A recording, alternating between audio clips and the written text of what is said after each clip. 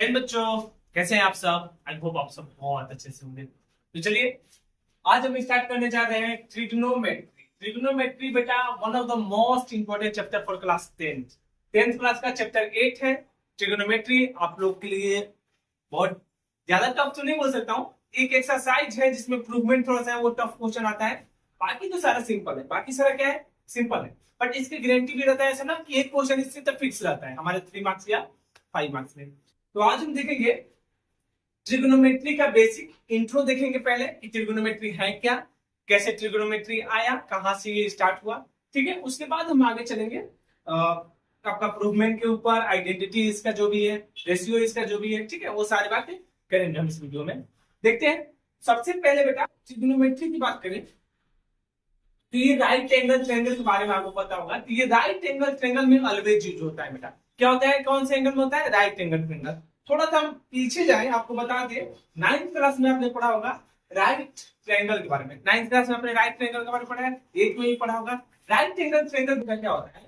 एक ट्रायंगल जिसमें one angle degree का होता है 90 डिग्री का होता है, और triangle in which one angle is 90 degree is called right angle triangle. माना एबीसी क्या है? एक ट्रायंगल। एबीसी क्या है बेटा? एक ट्रायंगल है जिसमें ये बी साइड जो है, बी एंगल जो है वो कितना है? 90 डिग्री है। बी एंगल कितना है? 90 डिग्री है। तो बेटा कंसेप्ट ये बोलता है कि 90 डिग्री जो रहेगा उसके अपोजिट कोई साइड होगा। तो 90 डिग्री का जो अपोजिट साइड होता है वो बेटा सबसे लॉन्गेस्ट साइड होता है। क्या होता है? सबसे लॉन्गेस्ट साइड। लॉन्गेस्ट मींस सबसे लंबा साइड। देखो ना, ये जितना है, ये जितना है, उससे बड़ा दिखाई दे रहा है ये। तो 90 डिग्री का अपोजिट वाला साइड होता है वो सबसे लॉन्गेस्ट साइड होता है, और इसी लॉन्गेस्ट साइड को हम हाइपोटेन्यूज के नाम से जानते हैं। किसके नाम से जानते हैं बेटा? हाइपोटेन्यूज के नाम से, जिसे हम एच से डिनोट करते हैं। जिसे हम किसे डिनोट करते हैं? एच से डिनोट करते हैं। अब उसके बाद बेटा बचा एक का तो नाम मिल गया मुझे कि ये एसी जो हो गया, क्या हो गया हमारा? हाइपोटेन्यूज हो गया। ठीक है, अब 90 डिग्री से जिसके साथ लगा रहता है बेटा, 90 डिग्री जिसके साथ लगा रहता है वो हमारा होता है परपेंडिकुलर। क्या होता है? परपेंडिकुलर, जिससे हम पी से डिनोट करते हैं। क्लियर है? यहां तक कोई दिक्कत नहीं होनी चाहिए। नेक्स्ट, परपेंडिकुलर और एक जो हमारा बच गया वो हमारा होता है बेटा बेस। तो ये हमारा हाइपोटेन्यूज और ये परपेंडिकुलर और ये बेस। तो बहुत ज्यादा तो नहीं बोल सकता हूं, लेकिन हाँ थोड़ी सी मेहनत करने के बाद एक पाइथागोरस नाम के मैथमेटिशियन ने इसको एक फॉर्मूले में चेंज कर दिया। इसका एक क्या बना दिया? फॉर्मूला बना दिया, जिसे आज हम पाइथागोरस थ्योरम या फिर पाइथागोरस प्रॉपर्टी के नाम से जानते हैं। पाइथागोरस ने क्या किया? हाइपोटेन्यूज, परपेंडिकुलर और बेस का यूज करके क्या बना दिया? फॉर्मूला क्रिएट किया, जिसमें उन्होंने बोला कि बेटा लॉन्गेस्ट साइड का स्क्वायर मींस हाइपोटेन्यूज का स्क्वायर, कैपिटल एच करते हैं चलेगा, हाइपोटेन्यूज का स्क्वायर जो होगा वो अदर दो साइड है यानी परपेंडिकुलर और बेस है, वो दोनों के स्क्वायर करेंगे और सम करेंगे, उसके इक्वल होगा। Means hypotenuse square equal to perpendicular square plus base का स्क्वायर। ये किसने बोला था? पाइथागोरस चाचा ने बोला था। किसने बोला था? पाइथागोरस ने बोला था। ठीक है, तो पाइथागोरस ने ये राइट एंगल ट्रायंगल को पकड़ा, राइट एंगल ट्रायंगल से ये तीनों साइड निकाला, साइड का नाम दिया, नाम देने के बाद एक फॉर्मूला क्रिएट कर दिया। ये काम किया किसने? पाइथागोरस ने, जिसकी वजह से आज हम ये ट्रिगोनोमेट्री का इंट्रो पढ़ रहे हैं। ठीक है, तो पाइथागोरस ने यहां तक तो कर दिया। उसके बाद आगे का काम जो है अदर मैथमेटिशियन है कंटिन्यू काम करते गए। तो उन्होंने क्या किया? पाइथागोरस थ्योरम जैसे ही आया उसके बाद उन्होंने रेशियो क्रिएट करना शुरू किया। क्या करना क्रिएट करना शुरू किया? रेशियो। बेटा रेशियो कैसे पता करते हैं? रेशियो कैसे पता करते हैं? मान लो उन्होंने बोला कि हम एज्यूम कर लेते हैं कि कोई एंगल हमारा ये थीटा है। क्या है? हमने बोला कोई एंगल क्या है बेटा? थीटा है।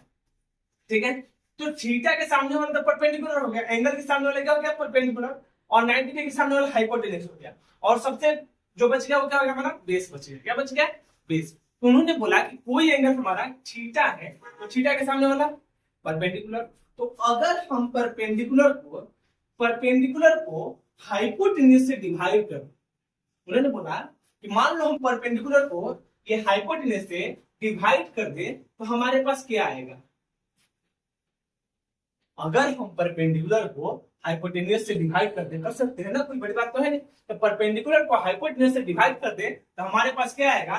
तो एक वैज्ञानिक उठा और एक मैथमेटिशियन उठा और बोला कि जब बेटा परपेंडिकुलर को हाइपोटेन्यूज से डिवाइड करोगे तो साइन निकलेगा। इसका क्या निकलेगा? एंगल का साइन निकलेगा, साइन जगह निकलेगा। ठीक है, तो ये हमारे निकलेगा क्या? Sine theta. क्या आ जाएगा? ये साइन थीटा। तो परपेंडिकुलर अपन हाइपोटेन्यूज करेंगे तो क्या हो जाएगा हमारा? साइन थीटा आ जाएगा। तो एक रेशियो उन्होंने ऐसे फाइंड किया, पहला रेशियो उसने ऐसे फाइंड किया, फिर ऐसे ही बैठे रहे। ठीक, ऐसे पता है मैथमेटिशियन का दिमाग कैसे होते हैं। Perpendicular of hypotenuse sine theta निकाला। ठीक है, तो एक उठा, उसने बोला कि ठीक है परपेंडिकुलर का हाइपोटेन्यूज से डिवाइड किया, अब मैं बेस को डिवाइड करूंगा। किसको? बेस को। तो बेस अपॉन हाइपोटेन्यूज, उन्होंने क्या किया? बेस को हाइपोटेन्यूज से डिवाइड किया। बेटा बेस को जब हाइपोटेन्यूज से डिवाइड करते हैं, देखो बेस हाइपोटेन्यूज, तो बेटा बेस को डिवाइड करते हैं हाइपोटेन्यूज से, बोला कि कोसाइन आएगा। क्या आएगा? cos theta. क्या आएगा? Cosine means cos theta. जिसे आज हम नाम से जानते हैं, कौन से नाम से? cos थीटा के नाम से जानते हैं। तो इस तरह से दो रेशियो का इन्वेंशन हुआ। ठीक है, इस तरह से दो रेशियो हमने खोजा, एक sin थीटा और एक cos theta. sin theta equal to perpendicular upon hypotenuse, cos theta equal to base upon hypotenuse. Then उसके बाद एक, अब देखो मैथमेटिशियन में कमी नहीं है, एक कुछ करता है, उसके आगे कोई और कुछ करता है, फिर आगे कोई और कुछ करता है। उसने बोला बेटा कि मान लो कि मैं इन दोनों को डिवाइड कर दूं, sin थीटा और cos थीटा दोनों को डिवाइड कर दूं, means perpendicular upon hypotenuse upon base upon hypotenuse, तब हमारे पास क्या होगा? तो हाइपोटेन्यूज कट जाएगा, तो क्या बचेगा हमारा? Perpendicular upon base. और परपेंडिकुलर अपॉन बेस जो आता है बेटा, उसका नाम उन्होंने दिया ये tan थीटा है। क्या है? tan थीटा है। इस तरह से हमारा तीसरा रेशियो फाइंड हुआ, जो कि हमारा क्या था?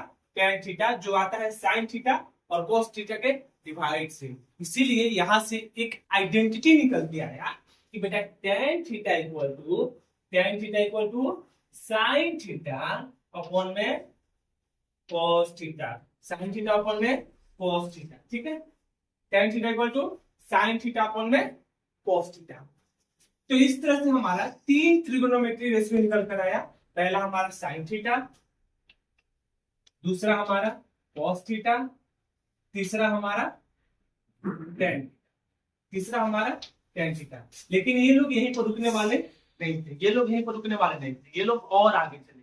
इन्होंने क्या बोला कि ये जो हम परपेंडिकुलर अपॉन हाइपोटेन्यूज, फिर परपेंडिकुलर हाइपोटेन्यूज का डिवाइड किए, क्या हम हाइपोटेन्यूज में परपेंडिकुलर का डिवाइड नहीं कर सकते हैं? क्योंकि बोला क्यों नहीं कर सकते? तो वो क्या, तो परपेंडिकुलर अपॉन हाइपोटेन्यूज से तो साइन आ गया, अब हाइपोटेन्यूज अपॉन परपेंडिकुलर करेंगे तो इसका रेसिप्रोकल आएगा। क्या आएगा? रेसिप्रोकल। तो साइन थीटा का जो वैल्यू आ गया वो तो हमारा हो गया perpendicular upon hypotenuse, cos theta base upon hypotenuse, tan theta perpendicular upon base.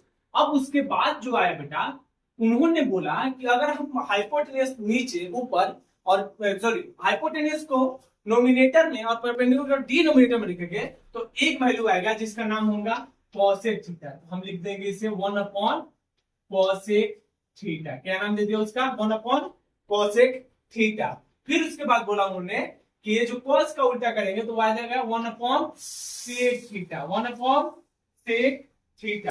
और tan को जब उल्टा करेंगे तो बेटा क्या आ जाएगा? 1 upon cot theta, 1 upon cot theta. तो यहां से इन्होंने रिलेशन निकाला कि sin theta equal to 1 upon cosec theta, cos theta equal to 1 upon sec theta and tan theta equal to 1 upon cot theta, 1 upon cot theta. ये तीन तरह का रिलेशन इन्होंने निकाला। ठीक है, अब यहां से अलग अलग टाइप के फॉर्मूले लगाते गए, अलग अलग टाइप के मेथड करे, कभी स्क्वायर किए, कभी मल्टीप्लाई किए, करके अलग अलग टाइप के फॉर्मूला निकाला। जैसे इन्होंने बोला क्या कि मान लो कि cos किस में डिवाइड में इधर आएगा तो मल्टीप्लाई में देगा, तो sin theta into cosec theta is equal to कितना आ जाएगा बेटा? 1 हो जाएगा।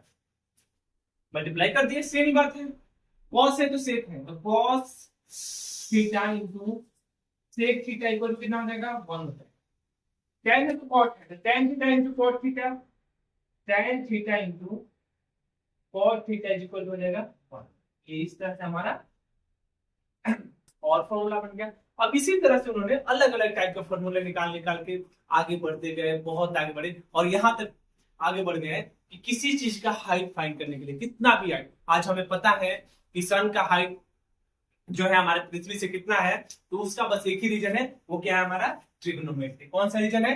ट्रिग्नोमेट्री के कारण हम पता कर पाए कि सन का हाइट हमारा कितना, कितने हाइट पर हमारा सन है। तो कोई भी हाइट फाइंड करने के लिए हम ट्रिग्नोमेट्री का यूज करते हैं, और इसे हम हाइट एंड डिस्टेंस में भी पढ़ते हैं, जिससे एक 5 मार्क्स का क्वेश्चन बहुत अच्छा खासा आता है। ठीक है, तो इस तरह से हमारा ट्रिग्नोमेट्री का कुछ बेसिक था। अभी बेसिक से हम निकलेंगे तो आ जाएंगे इसका आइडेंटिटी पढ़ेंगे। आइडेंटिटी के बाद इसका क्या आएगा, बहुत अलग अलग टाइप आएंगे, बहुत अलग अलग प्रूवमेंट आएंगे, फिर रेशियो आएंगे, इसका कुछ मान होगा, ठीक ठीक है, तो कुछ एंगल होगा 40 डिग्री 50 डिग्री कुछ हो सकता है, तो उसका वैल्यू फाइंड करेंगे। तो वो सारे काम हम नेक्स्ट वीडियो में करते हैं। आज के लिए बस इतना रहने देते हैं, मिलते हैं अगले वीडियो में। तब तक के लिए जय हिंद।